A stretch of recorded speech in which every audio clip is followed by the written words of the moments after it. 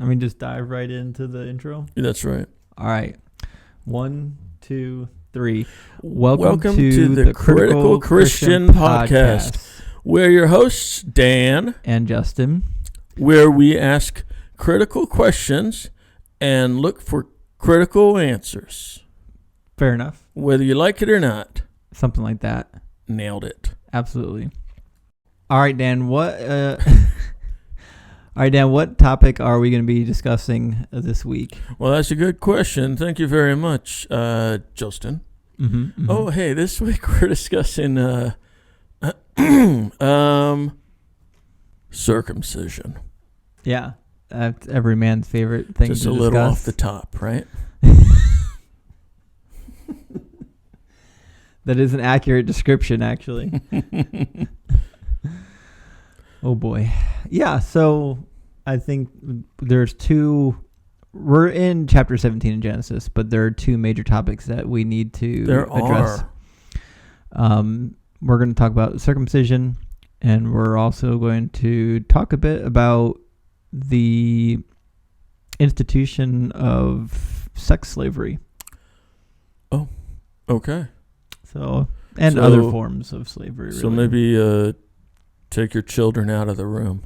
Yeah. Well, we're not going to be giving any graphic detail about what happened in the bedroom. Okay, so this is kind of like PG-13. Yeah. Okay. Exactly. It's like showering with your jeans on. Okay. Yeah, all right. Let's do it. Dan, can you read verse 1 in 17? When Abram was 99 years old, the Lord appeared to Abram and said to him, I am Almighty God. Walk before me and be blameless. Right.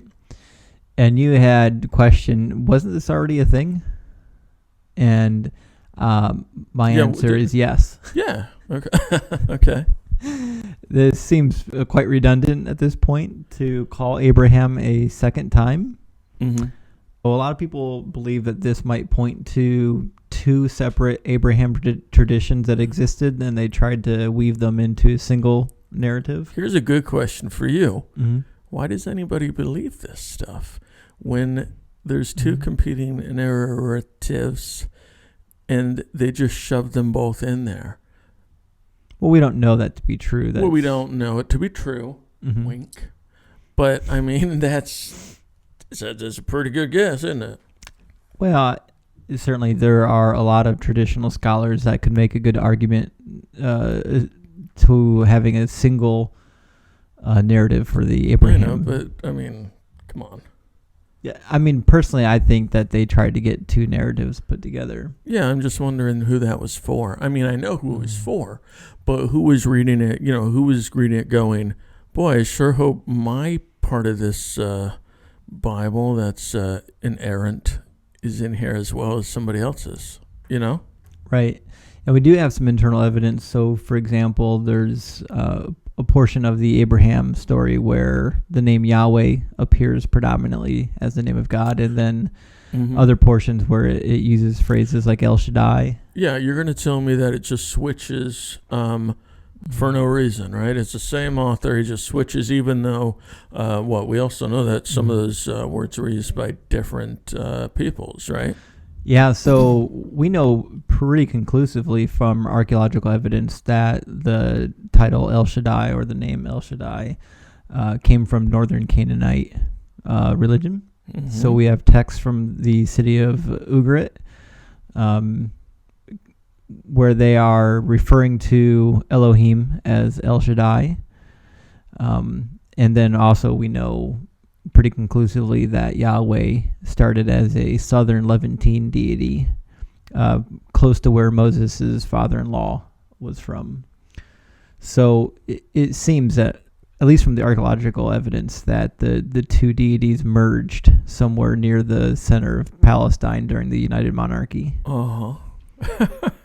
It makes me want to believe.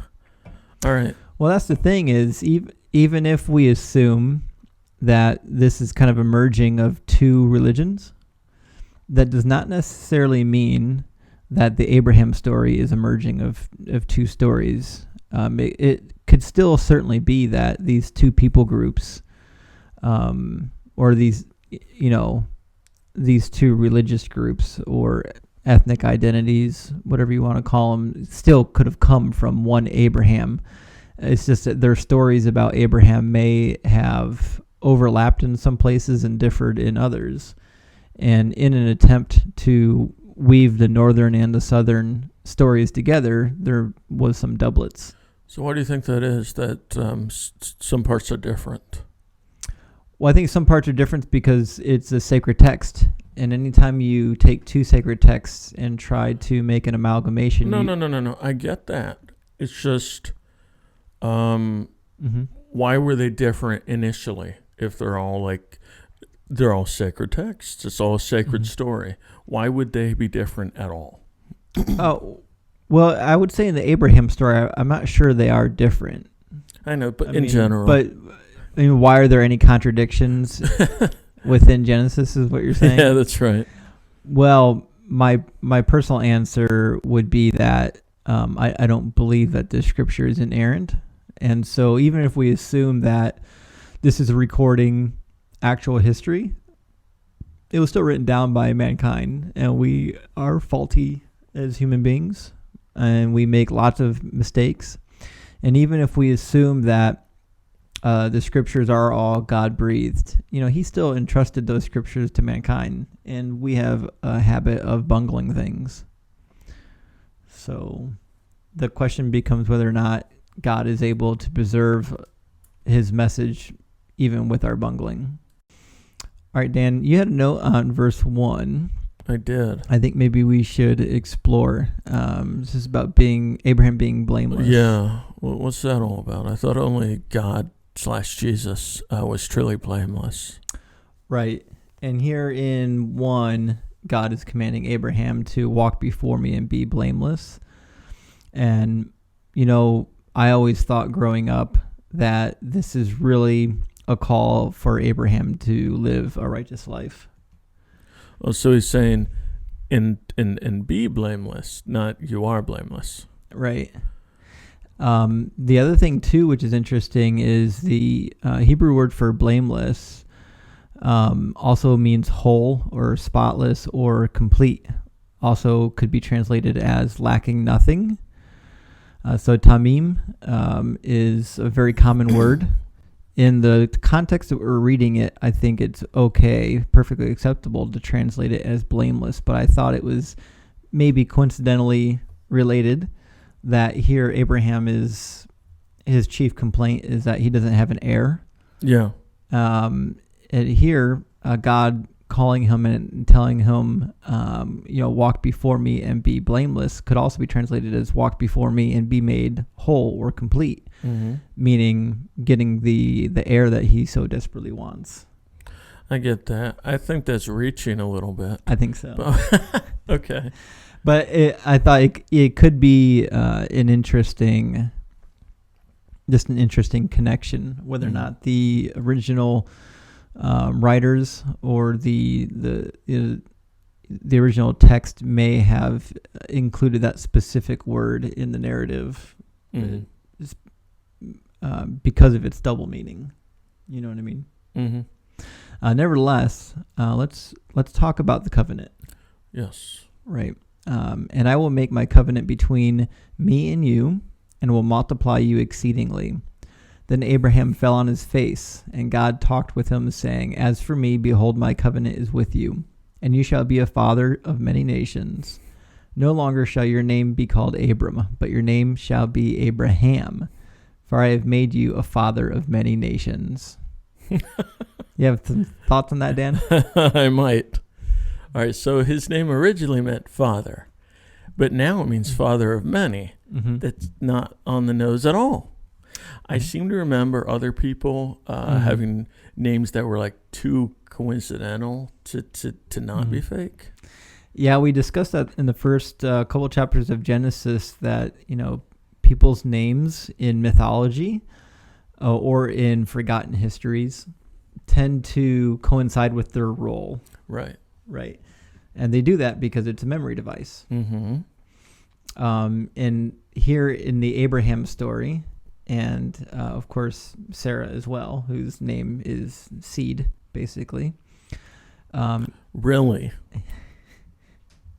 Yeah, it seems like a really contrived naming convention. Right. So either God was prophetic, or, the names are actually just lost to history, and these were the names that were given to the characters based on oral culture. I mean, that might be it, right? I mean, who says, "I have a beautiful baby boy. Let's name him Father."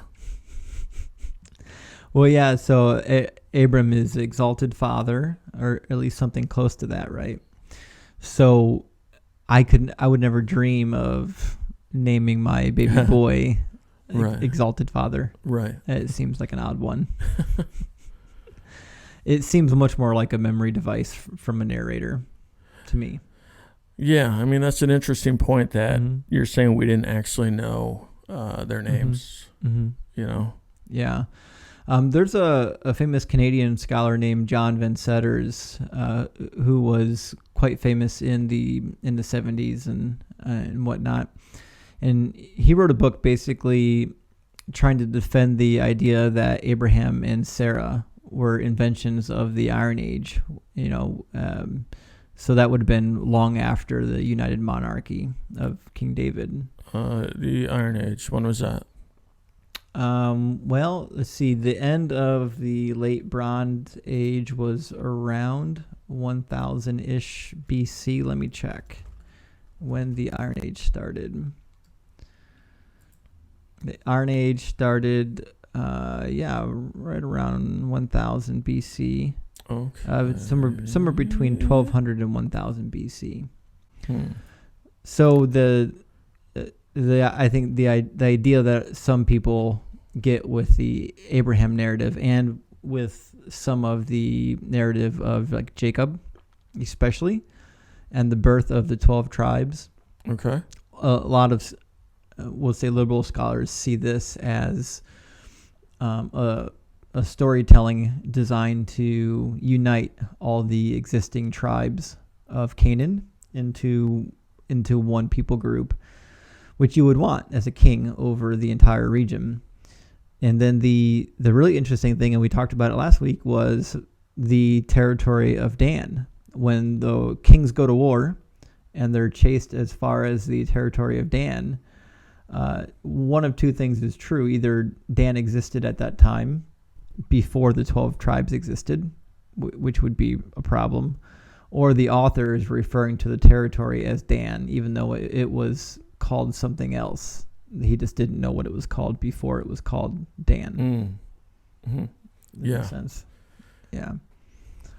But anyways, these, whether or not Abraham was an invention or whether or not Abraham was a poorly remembered story, I mean, I don't know if there's a way to know. What I do know is that we don't really have any archaeological evidence that points towards him being real just yet. What we have to do with the Abraham story is either take it on faith or not take it on faith, because we don't have the evidence. Those are the two options. Right. Well, I guess maybe a third option is, if you don't believe it's real, you can still ask the question. Let's go, what kind of significance does this story have in my life? Or what can I learn from it, right? But let's talk about... And I feel like that right there alone could be, another hour and a half. Oh, it really could be. Yeah. I mean, we could spend a long time talking about, we'll say, the lack of evidence for the existence of the patriarchs. Yeah. Jacob, maybe, I think, has, there's something that could be said there about his existence within history and archaeology, but we're going to get those chapters in the coming weeks. We don't have to hit it now. There's just so much to go over. It really is. Can you read 6 through 8? I will make you exceedingly fruitful, and I will make nations of you, and kings shall come from you. And I will establish my covenant between me and you and your descendants after you in their generations for an everlasting covenant, to be God to you and your descendants after you. Also, I give to you and your descendants after you the land in which you are a stranger, all the land of Canaan, as an everlasting possession, and I will be their God. Right. Yeah. So the thing that's interesting here that I find with I guess we're going to call it a prophecy or a promise. I guess it's a promise. When God tells you He's going to do something, it's not a prophecy; it's a promise because it's coming from the horse's mouth. But the problem here is that it says, "I will make nations of you," which is really interesting because it seems like the prophecy you would think would be that there would be a nation, the nation of Israel. But here it's plural. So I will make nations of you. Is this a foreshadowing of the separation of God's children between the north and the south, between Israel and Judah? Or is it just coincidence, kind of maybe a flowery way of speaking? Right. You know what I mean? That was just one of the thoughts I had coming into it. Yeah. You had a really interesting note. Yeah. I think the problem with the word everlasting is that it has to be forever. Right. And I mean, if I'm not mistaken, I think there were many times when Canaan was lost to the Jews. Mm-hmm. Mm-hmm. Maybe even all of it. Right. At times. Right. I mean, even more interesting, the amount of time that God's people actually practiced control and dominion over the promised land was quite short.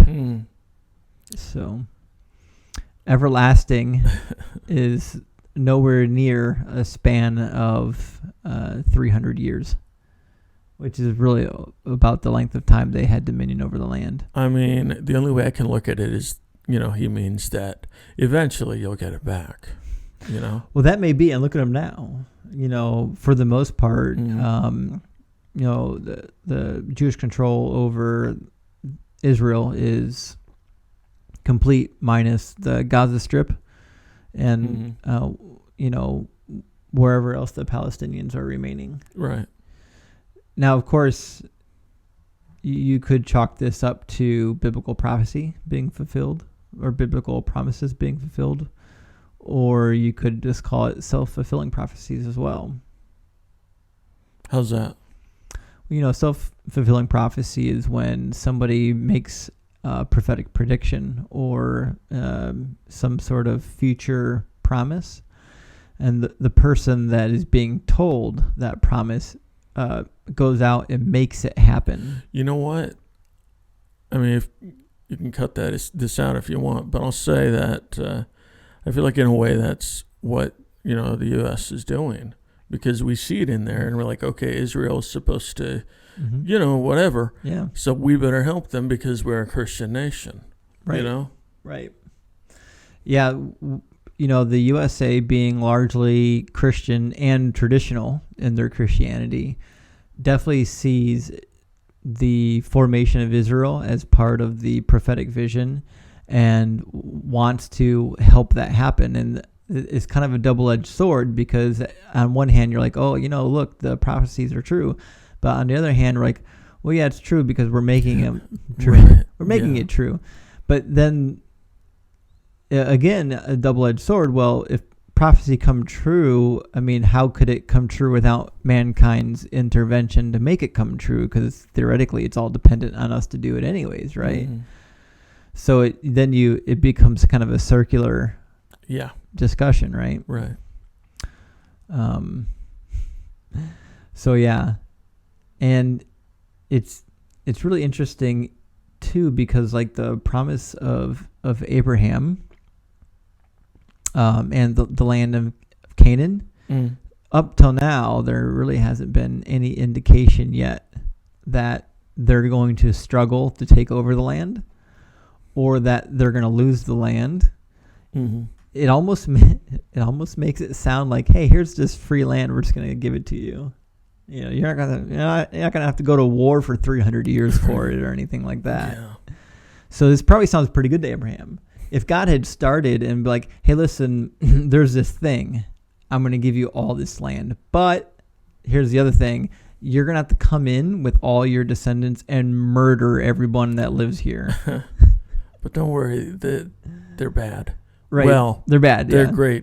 great grandparents were bad. Right. All right, Dan, you had another note on verses 6, 7, and 8. Can you read that for us? Yeah. So I guess we're assuming now that Canaan was Judah, since every other part of Canaan was taken over at some point, right?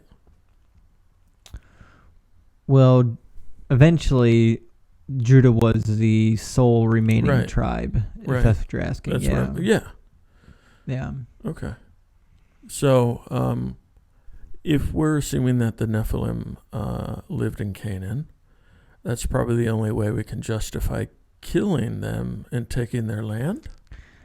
I think that is the way a lot of modern commentators have gone. So for a while, a lot of people would say, oh, no, they were sacrificing their babies to Molech. And, they were, burning them alive. So these horrible, evil people need to be killed. And it turned out that there wasn't a lot of archaeological evidence that could confirm that. Although it does seem that there is some pointing towards child sacrifice. But that was somewhat common in all kinds of ancient Near Eastern cultures and in the Mediterranean for various religious reasons. And it seems unclear, though, to what extent that's true. But in modern times, now that a lot of scholars have revisited the issue of the Nephilim and the angel-human hybrids, this is now kind of the new whipping boy for why they needed to come in and defeat the Canaanites, because there was these race of hybrid human beings that had inhabited the land. But the scripture doesn't come out and really say that. It doesn't. And so I don't know if this is really the case, but it would certainly, it at least makes it okay. Right. You know what I'm saying? Except for the fact that I have to wonder if all the Nephilim were bad. You know what I mean? Right. You said the women didn't even have any effects, right? Mm-hmm. So were they bad too, just because, cursed bloodline, what have you? That mean they deserve to die? Right. That's a really good question. So the issue of, the Canaanite conquest in relation to we got to get rid of the Nephilim is less of a matter of, well, these are really bad people, and more of a matter of we need to remove this impurity from the land. Mm-hmm. And that's what makes it even more kind of hard to palate. Right. Because if they were just completely wicked, they were out there murdering human beings and doing terrible things, you're like, oh my gosh, we got to get rid of these giant baby murderers. Yeah, it really doesn't seem to take a lot to get God to be okay with genocide. Right. I'm just saying. Right. Yeah, Yeah.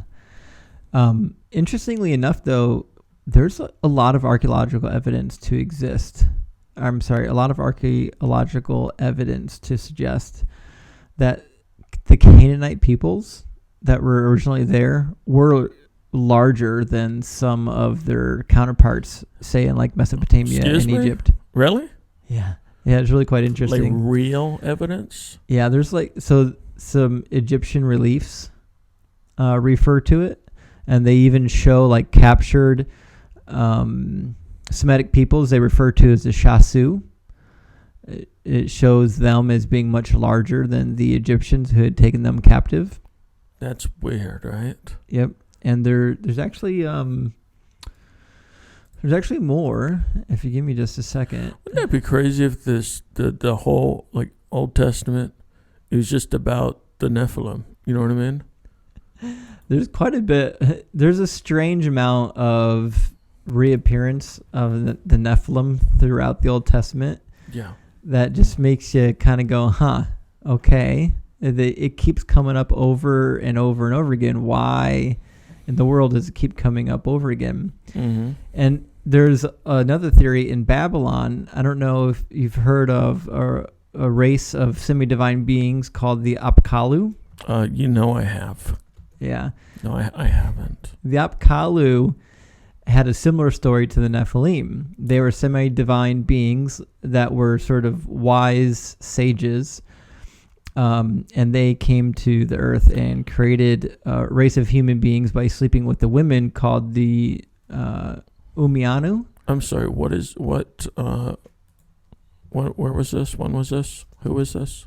This is in Babylonian mythology. Really? Yeah. And there are 7 famous Apkallu, although according to some legends there are as much as 70 of them. Okay. And it is striking that there is a narrative about the Apkallu right around the same time period as the flood of Noah, where they sleep with human women and create hybrid offsprings. So, that's... One has to wonder if part of the biblical fallen angels narrative kind of took a note from the Apkallu. Well, which one came first? It's a good question. My hunch is that the Apkallu would have come at least the written form would have come maybe 1,000 years before what we have in the Bible. Unless it's just proving that it's true. Well, that's the thing is it can cut both ways. You can say, well, this is just a retelling of a previous mythology. Right. Or it could be confirmation. You could say, oh, well, this actually, maybe it actually happened because multiple cultures have attested to it. Like the flood. Right. Yeah. And I believe Greco-Roman culture had their own version too. I forget what they refer to that as. Somebody in the comments, go ahead and fact check us on that. I'm not an expert in Greco-Roman culture, so I wouldn't even know where to look. But I'm pretty sure there is at least one narrative of the humans and some divine beings. This is crazy. How come you never hear about this stuff at church ever? Well, I just don't think most pastors are aware, or they skip over in the modern church. Pastors' job, half of their job is to preach, right? And part of preaching is to motivate the flock, to help them to grow, to become better Christians, and to edify their lives. Mm-hmm. And these types of issues don't fit that category. They cause Christians to question their own faith. It's hard to preach something like this on Sunday, and then find a way to make that motivating and edifying. I get that, yeah. So it gets skipped over because of your job functions. Yeah, but I know. Still, seems like a pretty big deal. You'd think you'd want to cover that at least during a Bible study. I mean, you talk about taking over the promised land quite a bit. Right. You never really explain why. You're just like, well, they must be bad people. The end. Right. There's only reference to the reasoning for the overtake of Canaan in the scriptures is because the Canaanites defiled the land. And so the land is spitting them out, it said. Yeah, that's nothing. And so the problem actually seems to be God is saying, this is my territory, and because my territory has been polluted, I cannot dwell there anymore. So I have to fix the defilement. Mm-hmm. Yeah. So let's move into... before today, Sure. I never even thought about the Nephilim being in there, or right. being the reason. I mean, because honestly, that's actually maybe, a better reason, Of all the reasons there are that have been given, it is the one that probably helps explain the most the genocide of the people. Right. Yeah. Because it's one thing when God said, okay, you need to overtake the land, but maybe just drive the people out, don't kill all the women and babies. Right. And but God doesn't do that. God is just sometimes he's like, get them all. Mm-hmm. And so the only way that you can rationalize that is if these are like human angel hybrids. And you're like, yeah, we can't have that hanging around. Yeah, I get that. Still, I mean, if on the mother's side, you don't get anything, that seems wrong. But it could escalate. Imagine this. Okay, so if we assume, for example, that the fallen angels, let's assume one thing about the fallen angels first that I think we're safe to assume. Let's assume that they're bad angels, that they have bad intents, that they're wicked, which is why they abandoned their post, as the New Testament says. In fact, we see that in Jude. Let me grab that passage real quick. All right, so really interesting passage both in Jude and in 2 Peter. Okay. Let's read Jude first. And the angels who did not keep their positions of authority but abandoned their proper dwelling, these he has kept in darkness, bound with everlasting chains for the judgment on the great day. Jude here, in referring to the fallen angels, seems to suggest that they actually gave up their position of authority, being in the presence of God and having sort of that elevated status, as kind of a primary problem with the fallen angels, other than the fact that they're creating human hybrids. Right. Yeah. But if we assumed that these are just bad angels, like 2 Peter 2:4-5 says, for if God did not spare the angels when they sinned, but sent them to hell, putting them in chains of darkness to be held for judgment, and so on and so forth. So it seems here the New Testament authors are setting up a case against the fallen angels, that they weren't just sleeping with women, but they're probably just wicked all You know all what I day think round. is weird? Is that angels can make children. Right. Why did they have semen? Right. You know what I'm saying? Yeah, because even Jesus said when he was questioned about, if a man if a man was married, had 7 wives or whatnot, and then he dies, who is he married to when he goes to heaven? Which of his, And of course the answer was, we will not eat, drink, and marry in heaven. We'll be spiritual like the angels, basically, right? Like the angels. So that would lead you to believe that, the angels probably can't copulate, but the entire rest of the Bible would lead you to believe otherwise. But why would God make them like that? It doesn't make any sense. Right. So why would the angels even have reproductive organs? Right. What would they need them for? Were they just created beings? And I think the answer is because we're mixing our more modern notion of what an angel is with the ancient notion. We're kind of superimposing a modern view. So in the ancient view, if we go all the way back, remember the angels are literally just the children of God. Okay? Meaning God physically copulated with somebody. According to Canaanite culture, that would have been probably Asherah. Who's that? The supreme female deity within Canaanite culture.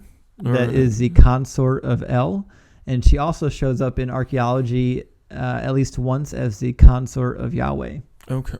Oh, okay. Yeah, there's a really interesting potsherd that has some text and a depiction on it that refers to Asherah and Yahweh as being together. But nevertheless, in ancient Near Eastern culture, the gods came to be just like humans through reproduction. And even the non-angels, so like the earth was a union between the sky god and the earth god, So the sky god Anu and the earth female goddess Ki, they kind of birthed everything that we see on the earth, including the other deities, which is why they're called the Anunnaki in some of the ancient texts, because they're the product of the combination of Anu and Ki, the Anunnaki. I know we're getting off topic. I We- don't think we've discussed circumcision once. However, Right. I don't know. So I say all that to say this, in the ancient Near Eastern culture, the angels were not these winged celestial beings with no bodies. They were just like mankind, which is why in the scriptures it says that mankind were created in God's image. They were just like mankind. So why did God create mankind? Right. You know what I'm saying? Because obviously angels had free will. Right. They could make children, all that stuff. I mean, what's the difference between an angel and a human? Right. I think in general, my understanding is that, the angel has a task, as they're privileged to more information because they're in the presence of God. They have a understanding of the heavens and the earth and whatnot because they are more exposed to a plane of existence that we're not exposed to. Well, then, so when we die, we should be just like the angels. That's actually biblical, yes. Yeah, that's certainly the expectation of the New Testament, that we would become like the children of God. It's hard not to read that into some of the New Testament passages where it refers to Christians as heirs, children of God. Mm-hmm. It's hard not to read that into the Old Testament view of who are the children of God. So certain parts of the New Testament would lead us to believe that we become children of God just like the children of God of the Old Testament, the 70 sons of El, except for us it's through adoption, not through copulation. That's crazy. Right. But yeah, we can never escape the Nephilim. Right. Yeah. And the children of God. They're going to keep coming up. And we'll keep talking about them. Yeah. Every time they show up, Yeah. we're gonna keep after it. Let's read 10 through 12. Sure. And this is where we have to talk about some difficult things like, Okay. genitalia trimming and whatnot. Yeah. Can you read that? This is my covenant, which you shall keep between me and you and your descendants after you. Every male child among you shall be circumcised, and you shall be circumcised in the flesh of your foreskins, and it shall be a sign of the covenant between me and you. He who is 8 days old among you shall be circumcised, every male child in your generations.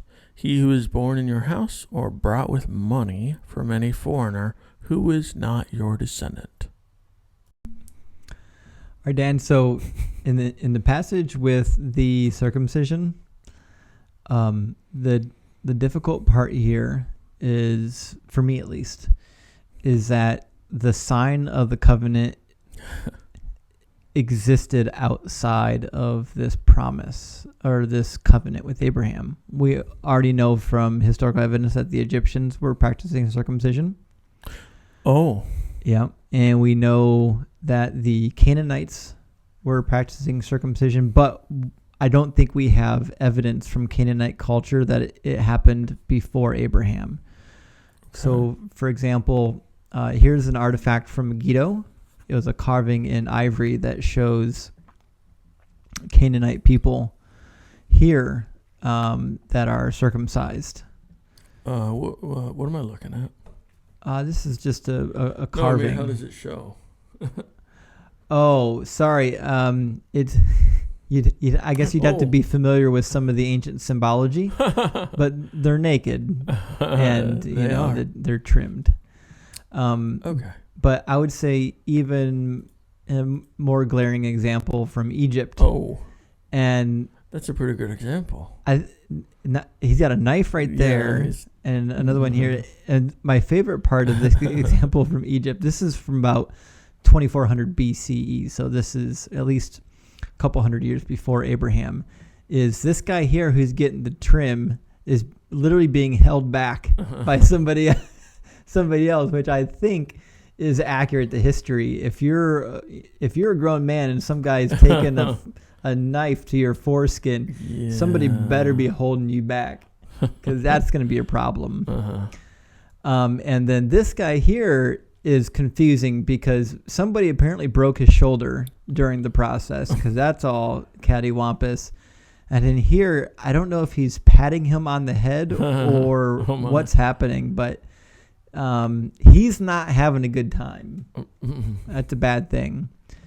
Now, I know the Egyptians practiced adult circumcision, which is much more terrifying than infant circumcision because you don't remember it as an infant. Right. My grandfather never got circumcised until he joined the military. The military said you gotta be circumcised? Yep. So they made him get circumcised, and they did it with no anesthetics or drugs,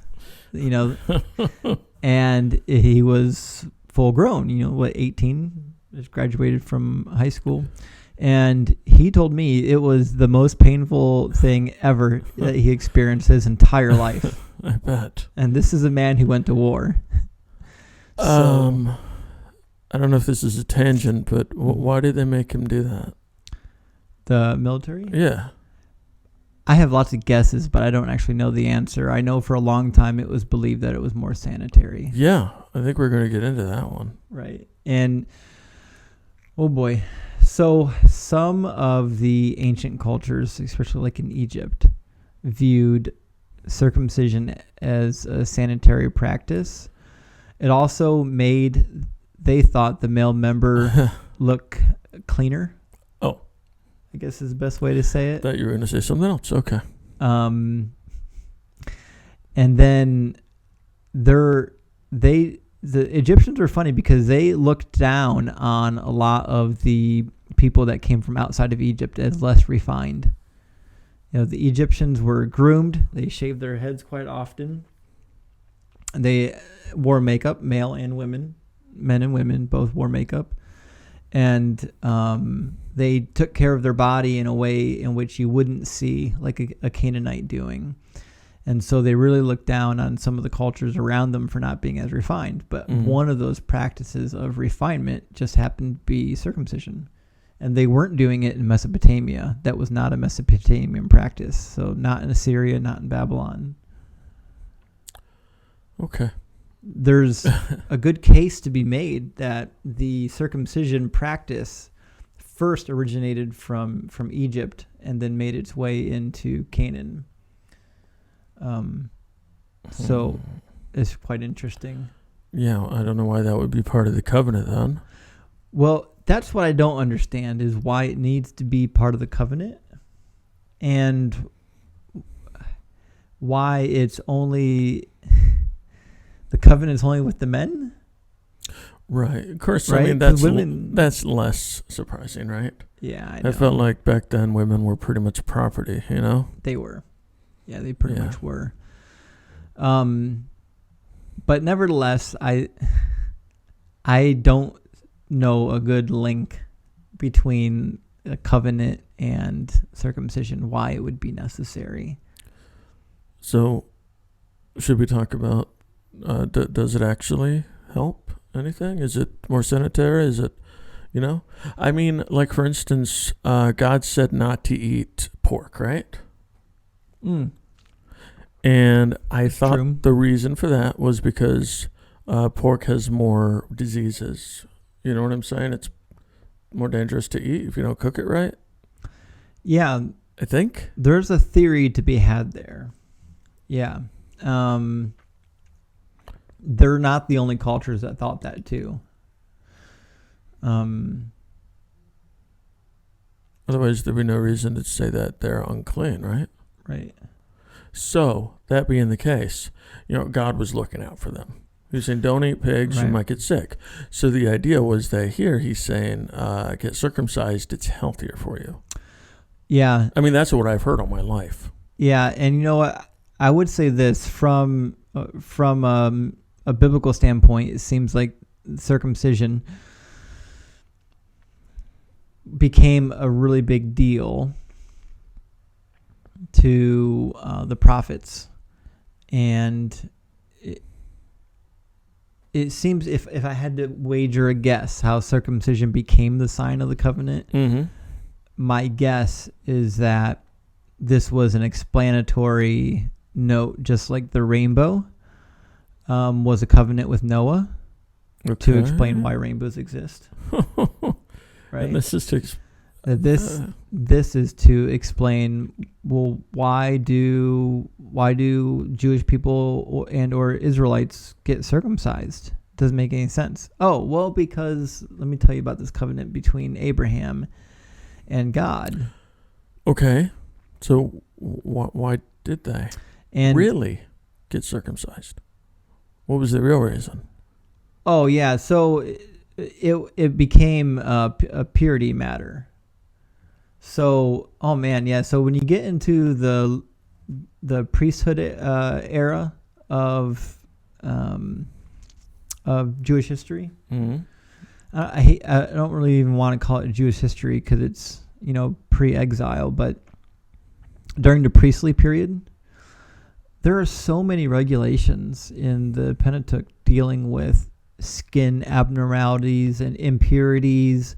So many of the laws of the Torah were surrounding purity, and I think circumcision was one of the biggest and first steps towards, we'll say, male purity and refinement. So it doesn't actually make you more sanitary, what have you? I actually think it does. I mean, is there scientific evidence for this, or you know what I mean? Yeah, there is, especially in the ancient cultures where they didn't take baths like we do in modern culture. So the foreskin did have a tendency to, we'll say, facilitate fungal and or bacterial growth. Gross. All right. I mean, it's not a pretty thing to talk about, but it certainly is. It's a thing, Well, all right, Dan. So let's. While this is no means a scientific endeavor, the Mayo Clinic does have a couple benefits to circumcision. The first listed is easier hygiene. I think we can all figure that one out. It's easier to clean. You don't have to get into the folds, And then next is decrease risk of urinary tract infection. I think that seems pretty obvious because if you got fungal or bacteria growing up in there towards the opening, bad things are going to happen. Decreased risk of sexually transmitted infections. And then decreased risk of penile cancer. I think that alone is enough for me to say, yeah, maybe I'll just do the snip. Yeah, except for one thing. Well, why did God create the thing?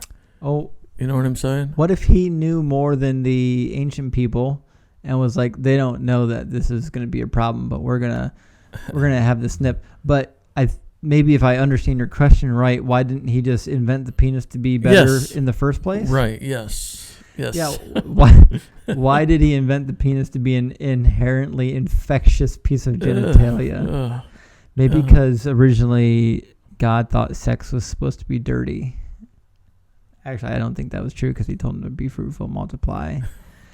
I don't know if we have a good answer for that. What if, if you're a predestinationist, you would say, well, God created the penis that way because he knew he would make a covenant with Abraham in the future that would have to be trimmed. So that makes no sense at all. I can't go with that one. I'm definitely not a predestinationist. That's a great question, and that's always been my question about heaven and hell according to Christian tradition. If getting into heaven is not a matter of filtering out the righteous and the unrighteous people, if it's just a matter of you accepted Jesus and you didn't accept Jesus, so you're in and you're out, well then the idea of heaven and hell becomes a little bit silly because we're saying that if you don't have to, we'll say, prove yourself or be righteous or to do anything to get into heaven, then the people in heaven, right, who are living this peaceful existence with no problems, ever just love and peace, and you're in the presence of God, could he have just not done that to begin with? Why wouldn't he just do that from the start?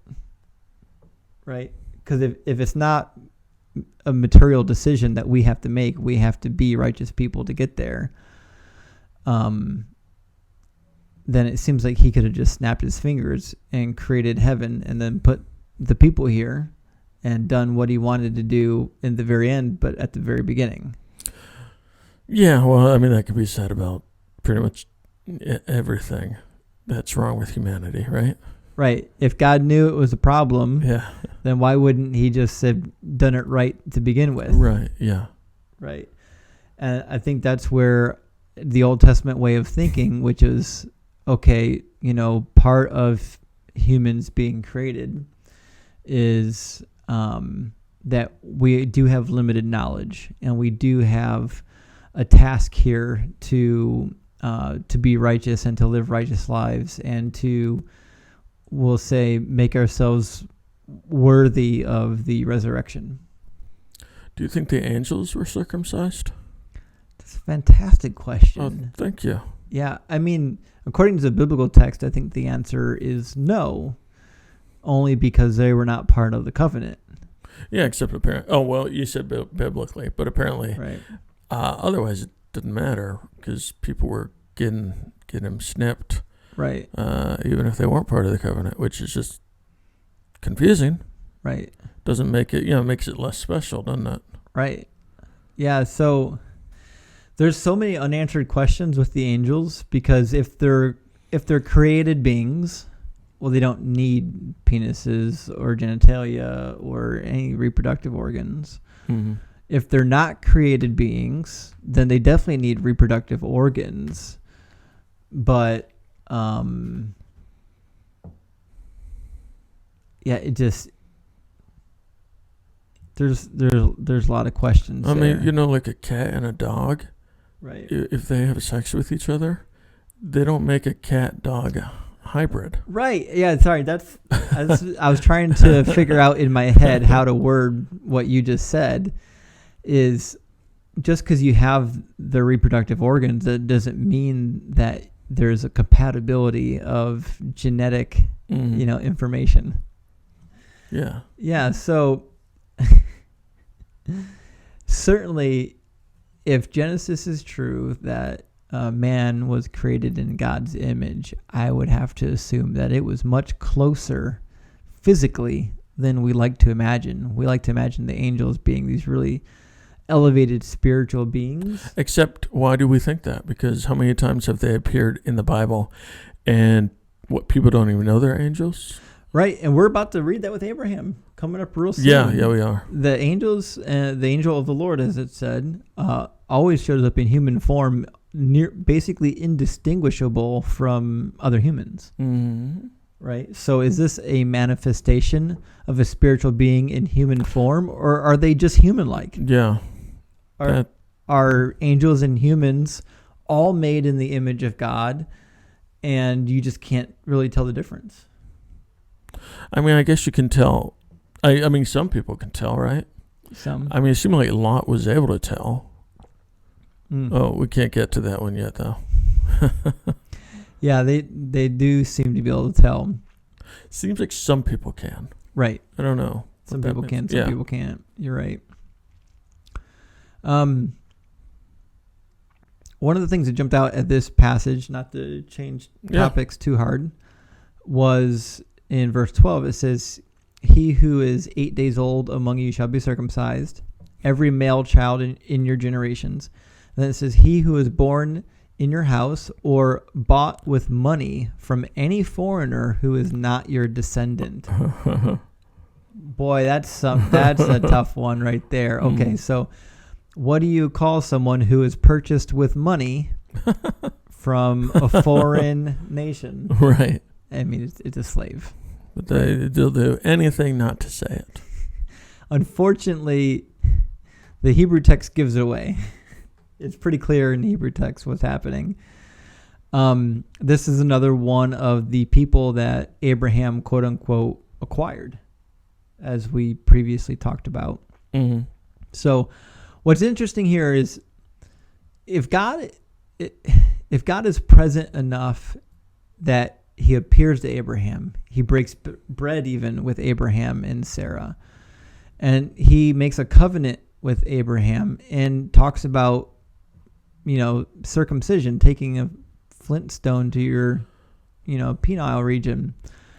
Could he have not just said, hey, also don't own slaves? You shouldn't purchase other people and keep them as property. Yeah, Right? So that seems like the most basic thing. Yeah. Don't own other people. It's very basic, and it's not hard to understand, I don't think, either. Right. And people are like, well, the ancient culture would have collapsed without slavery. It was an institution that kept people from being, destitute and homeless and starving. Which is not true. Most slaves were a product of war, which is why it says from a foreigner, bought with money from a foreigner, meaning, well, no, you don't enslave your own people. Those are your own people. You don't enslave them. You enslave other people. But it goes on in 13. It says, he who is born in your house and he who is bought with your money must be circumcised. And my covenant shall be in your flesh for an everlasting covenant. And the circumcised male child who is not circumcised in the flesh of his foreskin, that person shall be cut off from his people. He has broken my covenant. All right, I'll say two things. One, I think the whole idea that, the slaves couldn't take care of themselves and so they were better with their masters, Mm-hmm. that feels like a lot of the justification for slaves in America. Yep. Right? Yep.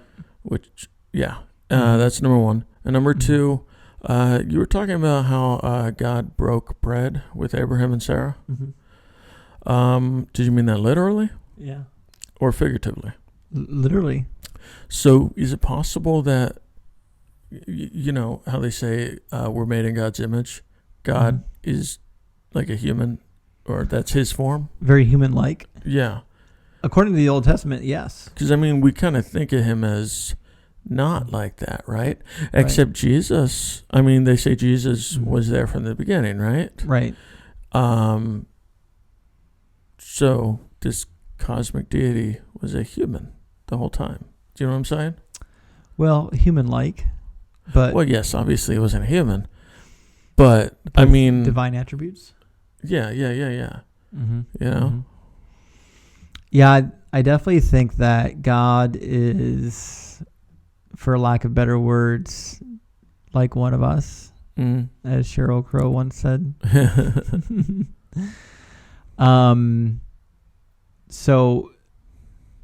But yeah, man, the slavery, it gets me every time I read through the Abraham narrative, especially because you think about that poor concubine that he slept with, Hagar. Yeah.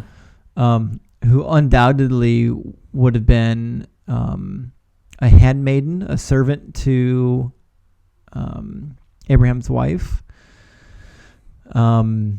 She most likely would have been sold into that position because she was Egyptian, right? So her job was to be Sarah's maidservant. Mm-hmm. And then eventually she became a concubine. And this is pretty widely attested to in ancient culture. If you're unable to bear a child, you can have your handmaiden do the job for you. Or you can go purchase a female from a neighboring territory and have the job done. Or you can even sometimes get a temple prostitute to fulfill the role for you. Okay. You can essentially hire it out, right? Which is weird. Because then they're not actually related, Right.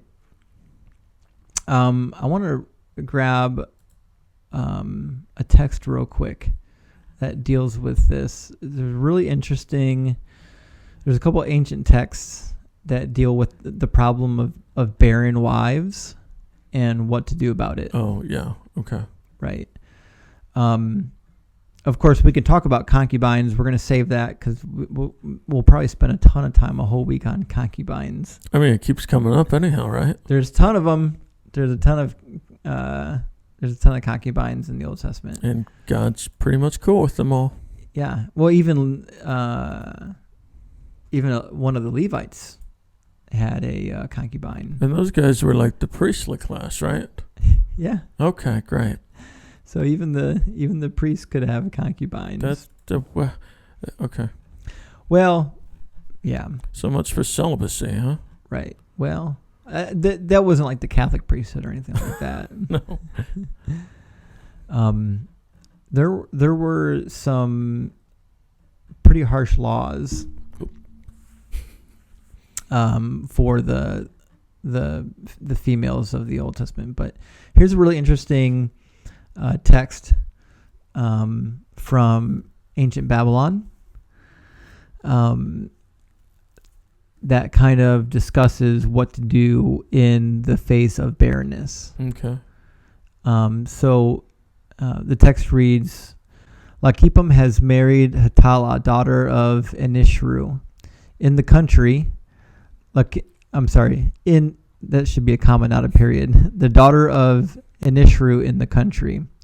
Lakipam may not marry another woman, but in the city, referring to the city of Ashur, he may marry a Herodule. A Herodule is a shrine prostitute or someone sold into sex slavery at the service of the temple. If within 2 years she, the wife, does not provide him with the offspring, she herself will purchase a slave woman, and later on, after she will have produced a child by him, he may then dispose of her by sale wherever he pleases. So it would seem that what we read with Sarah and Abraham, that this is kind of in keeping with the customs of the time. Well, then it's okay. Exactly. They didn't know any better. Yeah. Oh boy. Mm. So, I mean, any thoughts on that before we? No. What else is there to say? That's about all. It's pretty ugly. Yeah. I don't care when people say, "Oh, they were a product of their times," whatever. Mm-hmm. It's never right to own a human. Right. It's never right to have a concubine or what have you. Do you know what I'm saying? Right. Never. Right. I don't care what time it is. I mean, concubinage is tough because there are a couple scenarios where concubinage can make sense. For example, if you, in the ancient Near East, you're poor, you're destitute. Let's assume that your parents died at a young age. You had no way to take care of yourself. And you get taken on as like a second or a third wife in a household. Mm-hmm. You would technically be considered a concubine, even though you'd be a lower status wife. Well, I know we've already learned that it's okay to have more than one wife. Right. In that case, it's more of akin to polygamy.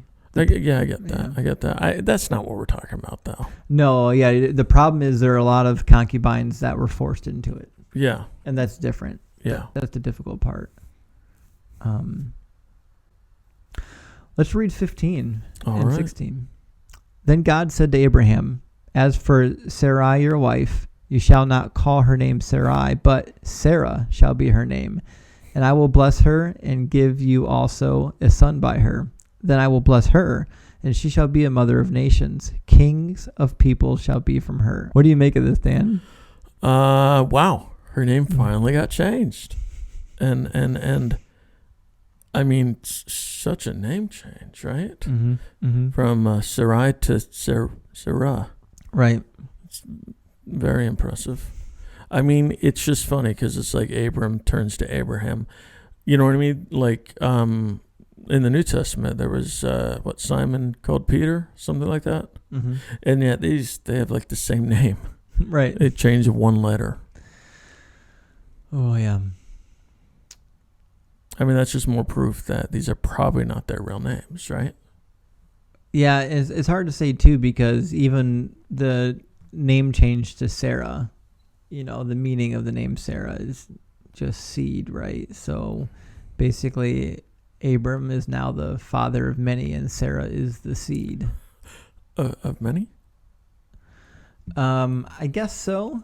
Yeah. The interesting thing is, typically when we refer to seed, we're Yeah. referring to something that's coming from the male Yeah. in terms of reproduction as opposed to the female. Right.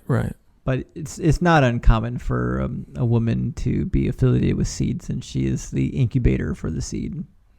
Yeah. So beautiful. Okay. Life is messy sometimes. I also think it's weird to bless people by having their future children do well. Right. That's like when an author dies penniless, Mm-hmm. but then later gets famous. It's like, what's the point? Right. Well, I think in the ancient culture, the idea is that you would be doing well as your offspring, because they would become able to defend themselves from marauders and people who would want to wish ill on them. And then Take care of you when you're old, right? exactly, they would take care of you in your old age. They would even take care of you postpartum. Yeah, right. Through I think it's post-mortem, right? Well, we're keeping that one in. Yeah, I guess. Well, maybe it's both postpartum and postmortem. If you just, if you just gave birth, you're gonna need some care, right? Hopefully, there weren't too many cases where it was both postpartum and.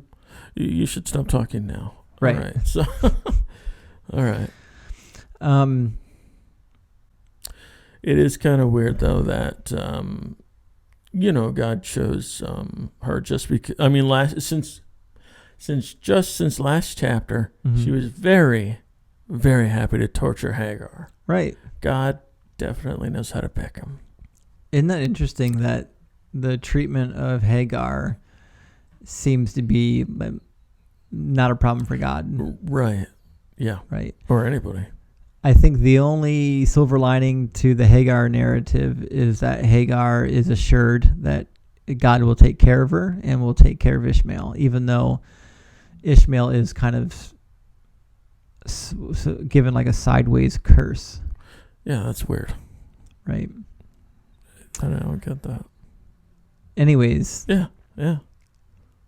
Then God said to Abram, "As far as Sarai, your wife, you shall not call her name Sarai, but Sarah shall be her name, and I will bless her and give you a son by her," so on and so forth. Abraham found this funny. Then Abraham fell on his face and laughed, and he said in his heart, "Shall a child be born to a man who is 100 years old? And shall Sarah, who is 90 years old, bear a child?" And Abraham said to God, "Oh, that Ishmael might live before you." Again, a man of great faith he is not shaping up to be. He laughed in God's face, right? He laughed in God's face, which is, you tend to think if God appears to you and tells you something, you're going to take it seriously. Yeah. I know one guy who got mauled by bears, right? Just because he laughed at a bald person. Yeah. Remember that one? Yeah, Elisha? Yeah, that's right. But it's okay if Abraham does it. All right. This lack of faith reminded me of what you said about his trip into Egypt as well. Mm-hmm. Not thinking that God would give him protection. Right. Which is really interesting. As I was thinking about that, it occurred to me that Sarah must have been like 70 when they went into Egypt. And the Egyptian pharaoh was like, "Bring me the booming granny." That's what I'm talking about. Yeah. So do you think they were, number one, do you think they lived that long? Or, you know what I mean? Well, I don't know. I do think that they probably lived long lives. But as we talked about earlier with like the weaving of the multiple Abraham narratives together, that's where we get problems. Anachronistic problems in the story. For example, here they've been emphasizing the old age the entire time. Yeah. But they mixed it with this narrative of her being beautiful and gorgeous. And that's funny. I've read, so there's like 300 something texts between some of the Canaanite leaders and the Egyptian leaders called the Amarna letters.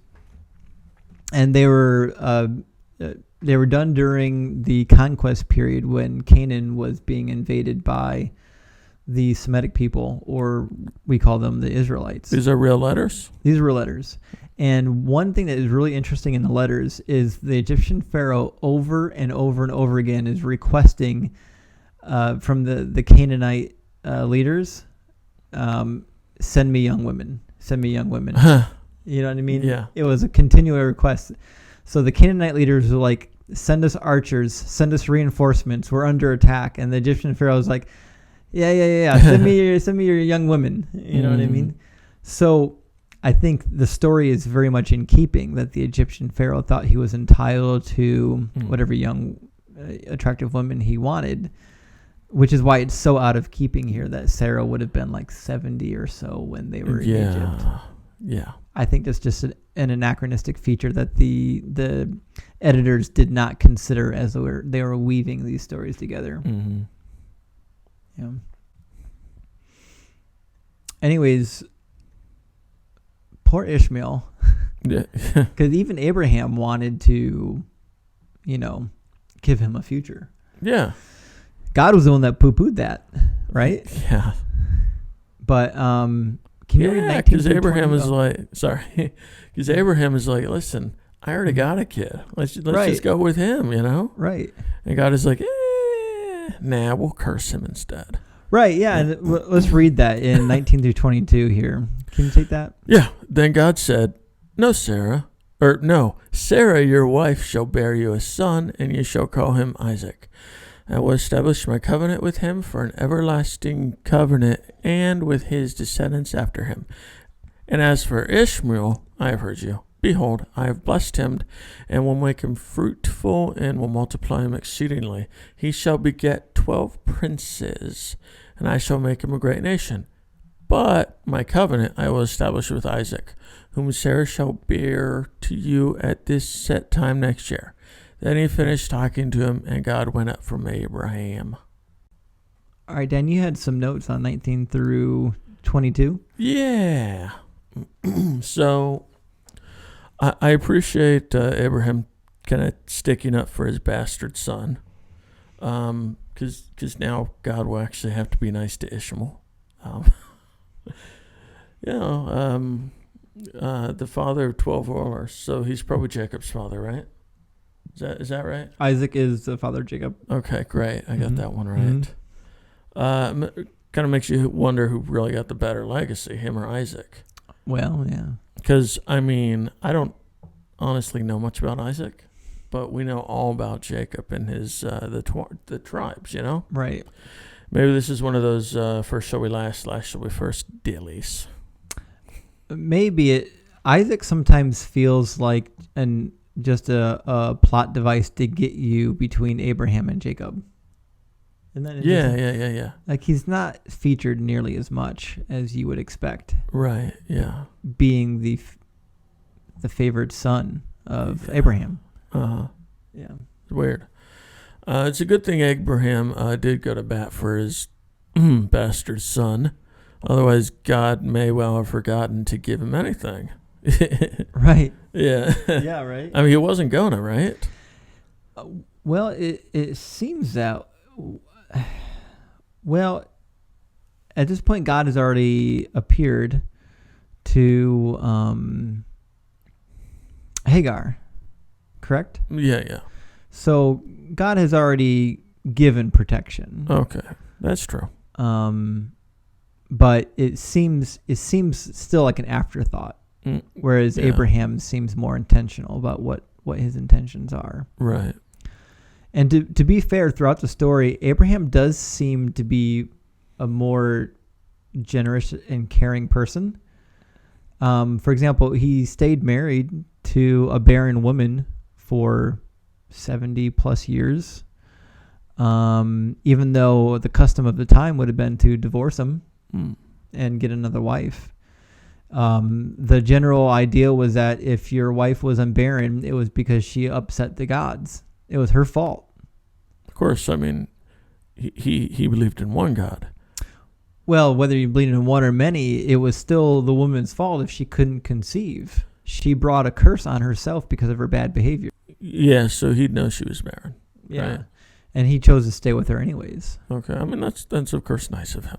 Right. And of course, he doesn't suggest taking on a second wife or sleeping with a handmaiden. It was Sarah who suggested that.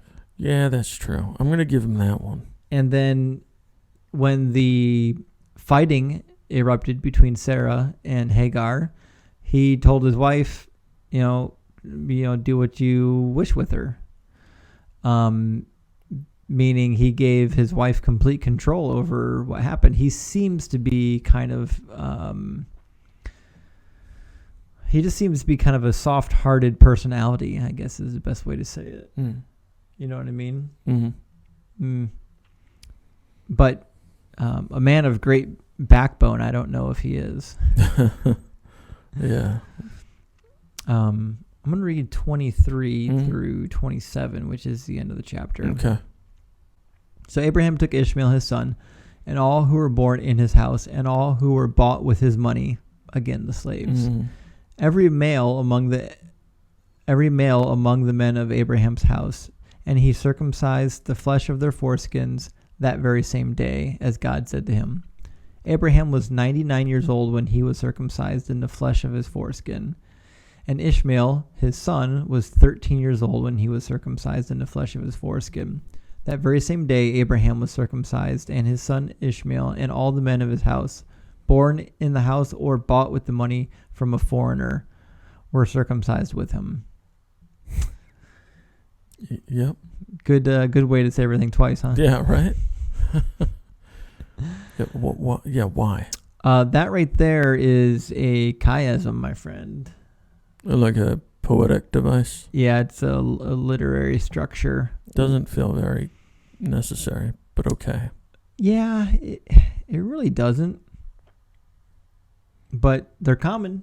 I mean, is it possible this was just the northern and southern takes on it? You know what I'm saying? I have a theory. I think some of these stories where you see like this chiastic structure in the last couple verses here, it can be hard to pinpoint if you don't know what you're looking for.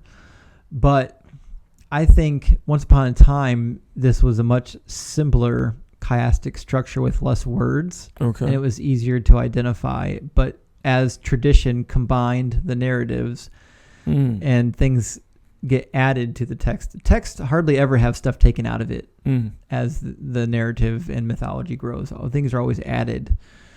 So I think it just became more convoluted over time. But if you look at some of the ancient Babylonian writings where they had chiastic structures and different ways of doing parallelisms, they're actually very, very clear in the earliest text. You can pinpoint them immediately. They just kind of jump off the page at you. But then as time goes on, you'll see that same story from the old Babylonian period. You'll see that retold in the Neo-Babylonian period. And now the text is longer and it's more convoluted and there's been stuff added to it. Okay. So the repeating here, I think, was probably an echo of an early time period where there was a lot less words. It was used as a memory device and a literary device, and then it became more convoluted over time. I believe that. Yeah. I think that's everything we had for the week. We covered some heavy topics. Yeah, we did. Any concluding thoughts before we turn it over to the comment sections? No. I never have any thoughts. Except Except it'd be great if somebody could tell me, why circumcision. Yeah, there are going to be a lot of strong opinions in the comment section, and we're open to all of them. Just tell me why God created people to need a circumcision. Right. Just answer that for me, all right, guys? Why couldn't you just do it right the first time? I didn't say that. I mean, when we get to the point where we're tweaking the design. Yeah, that's true. That's true. That's a difficult place to be in. As an engineer, I can't tell you how many times I've designed a machine to do a very specific thing, and then a customer got it and like took all the safety devices off of it and bypassed a bunch of things. Then we get there into the field because they call us, hey, this thing's not working right anymore. We get there and it's all been rewired and torn to pieces. Like, well, yeah, because you messed everything up. Mm-hmm. So as an engineer, part of me wants to be like, well, maybe we shouldn't just, if we are created beings, God designed us, maybe we shouldn't presume that we know what we know more about human design, right? But personally, I feel like there's a lot of changes I would make if I was God. Mm-hmm. I wouldn't make it so that we can get diseases so easy, like diabetes. Why does that need to be a thing? Right. Why do diseases need to be a thing at all? Right. And what's the point of a stillbirth? Right. Yeah. What about miscarriages? Like there's so many things about humanity that don't make sense. And people will say, well, it's just part of the fall. Oh, sure. Okay. Yeah. So, okay. Right. Oh, so I'm going to get testicular cancer possibly because of the fall. Right. Yeah. Right. Or, name your. Because it's something that happened 6,000 years ago or whatever. Right. Yeah. So I don't know. It just seems like I would make lots of changes if I was going to design human beings. Right. Yeah. But then again, maybe God said, listen, we can't have them living forever. So we're gonna make them susceptible to various genetic anomalies. Yeah. Yeah. Or maybe he designed the human as a reproduction machine. The way our cells reproduce is pretty phenomenal. And maybe he knew that, hey, this process can be disrupted, but it needs to be disrupted because they'll just live forever if they don't. And how they get disrupted, we'll let that play out naturally. He doesn't have to invent cancer for cancer to exist. Oh. The process of cell reproduction, is a major issue for human longevity, right? Mm-hmm. So. Yeah, I'm still not convinced. Yeah. About what? I don't know. All of it. Disease. Why children can die of some sort of awful cancers at 5 years old or something. Right. I'm just going to say I will probably never give God a pass on stuff like that. Right. That's all. No, I understand that. And I think the traditional Christian view is like, well, we can't know the ways of God. God's ways are higher. Yeah, right. But could he not accomplish his goal without the murder of children? Yeah. My guess is not, since he kills a lot of children in the Bible. Okay. Or is he not completely in control of everything? And maybe everything doesn't happen for a reason. Maybe that's something we tell ourselves for comfort. Yeah, like when people say that God doesn't give you more than you can handle. That's not in the Bible, It's right? not. Yeah. It's not in the Bible. But it certainly sounds good, doesn't it? Right. Yeah. Okay, so anyways, I mean, to risk creating a whole nother hour-long topic on that, we're going to end it here. Like and subscribe. Any comments and concerns, always put them into the comment section. And whatever we missed, we would love for you guys to fill in the gaps.